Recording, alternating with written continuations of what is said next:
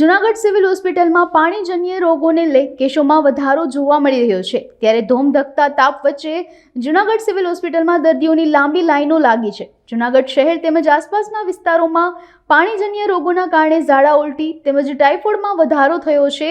ત્યારે જૂનાગઢ સિવિલ હોસ્પિટલમાં રોજના 800 થી 1000 દર્દીઓ સારવાર અને ચેકઅપ માટે આવી રહ્યા છે। જૂનાગઢ સિવિલ હોસ્પિટલમાં માર્ચ મહિનામાં ઝાડા ઉલટીના 240 કેસ નોંધાયેલા હતા। એપ્રિલ મહિનામાં 160 જેટલા કેસ નોંધાયેલ છે। માર્ચ મહિનાની 4 કેસની સામે એપ્રિલ મહિનામાં ટાઇફોઇડના 12 કેસ નોંધાયેલ છે। જ્યારે જૂનાગઢ સિવિલ હોસ્પિટલના સુપ્રિન્ટેન્ડન્ટ કૃતાર્થ બ્રહ્મભટ્ટે લોકોને બહારનો ખોરાક ન ખાવાની અને ઘરનો ખોરાક તેમજ શુદ્ધ પાણી પીવાની અપીલ કરી છે। નમસ્કાર, હું doctor Krutarth Brahmbhatt, medical superintendent GMERS general hospital Junagadh.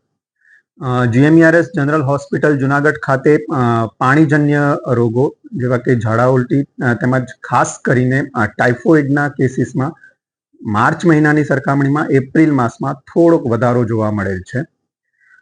Civil hospital Junagadh ખાતે રોજની 800 થી 1000ની જનરલ OPD હોય છે। એમાં માર્ચ મહિનામાં ઝાડા ઉલટીના 239 કેસ નોંધાયેલ હતા તથા એપ્રિલમાં 160 કેસ નોંધાયેલ હતા।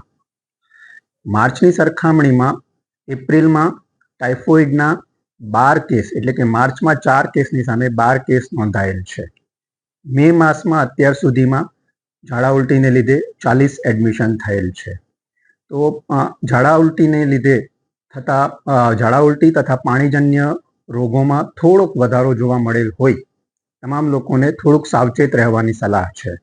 બહારનું દૂષિત ખોરાક તથા દૂષિત પાણી નો કન્ઝ્યુમ કરવું નહીં તથા બને ત્યાં સુધી ઘરનો ખોરાક અને શુદ્ધ પાણી એટલે કે શક્ય હોય તો વોટર પ્યોરિફાયરનું કે ઉકાળીને ઠંડુ કરેલ પાણી કન્ઝ્યુમ કરવું હિતાવહ છે।